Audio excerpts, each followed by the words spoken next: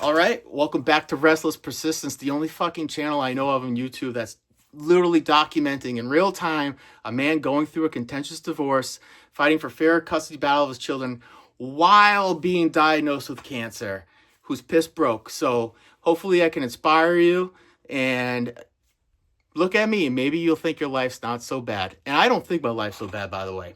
Anyways, this is the episode you all been waiting for. This is what I'm going to tell you about the actual stage of cancer I have.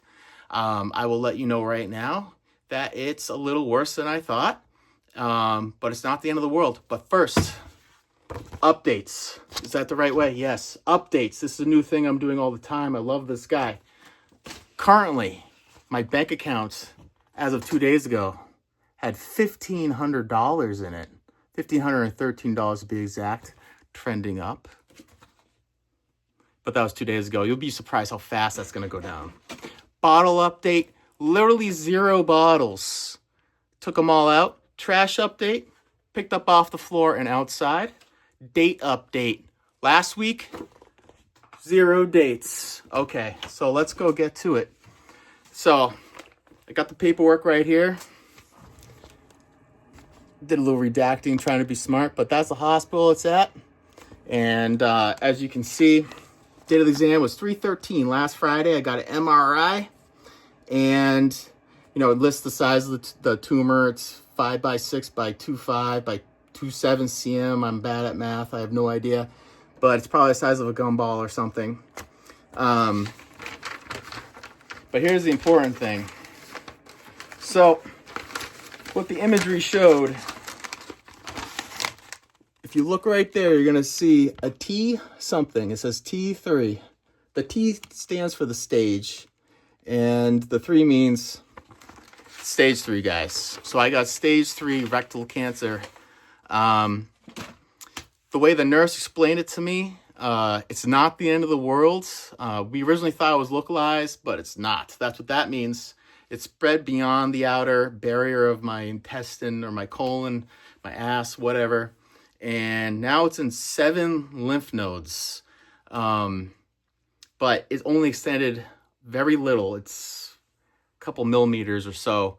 And I'm going to have to start radiation and chemotherapy within the next 2 weeks. I got an oncology appointment tomorrow at that hospital. I also have an oncology and surgeon appointment at Mass General on Monday to get a second opinion. I figure Boston has some of the best cancer hospitals in the country, maybe the world. Why not go there? It's 2 hours away. But man, I had the craziest week. I also have another update on custody for you. So literally the morning, this is what's going to happen when you're in these situations. Life is just going to be throwing stuff at you left and right, and you're going to get run ragged. So I get a call Monday morning, the same day I have a 4-way meeting with the lawyers and my soon-to-be ex-wife in the same room. And get a call, get told I have stage 3. Obviously, that's the news I wanted.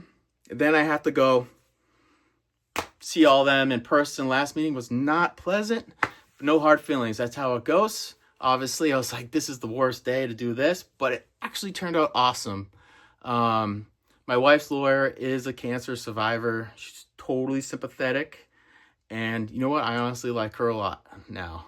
I understood where she's coming from before, but as far as getting unsupervised visits, and this makes sense, nothing changed. Actually, everything's going to be on hold to July because they both suggested, and I agree with them, I have to get a handle on my health first. I have to see how I react to chemotherapy and radiation. I need to know what my surgery is.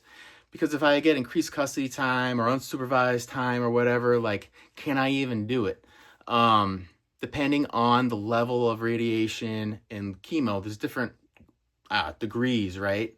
You can absolutely get doused with it, or it can be a small amount. So everyone's going to have, mild symptoms or horrible symptoms.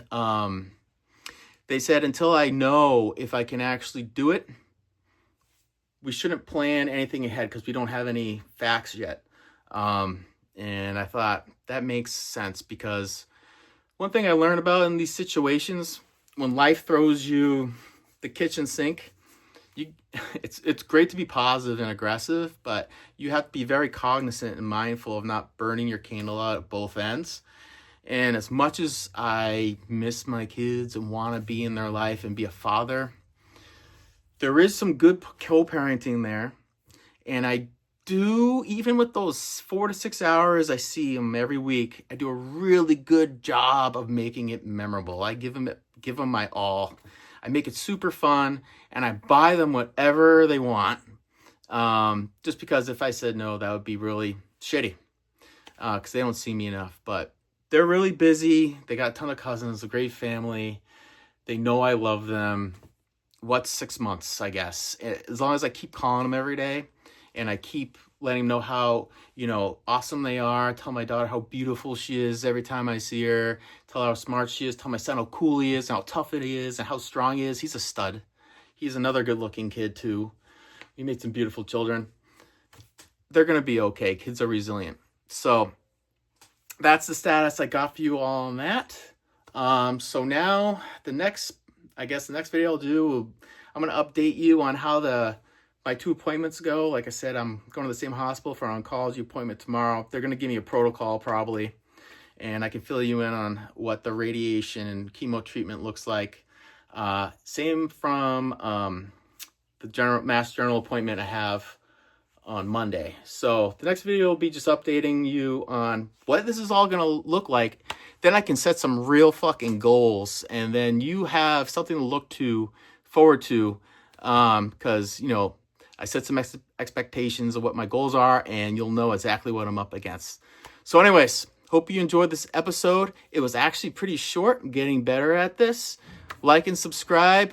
If you have any suggestions of how, if you had cancer, and health was really important to you, and you wanted to keep your body strong, and you want to have energy, like I said, I do outside sales. And something I forgot to mention is when I build my book, that's how I make more money. I can make enough money to save enough to get out of the studio and into an apartment so I can have overnight visits. But that's going to take a while, like maybe 2-3 years. And to do that, I need to work 60, 70 hours a week. So think about that. That's a lot of time.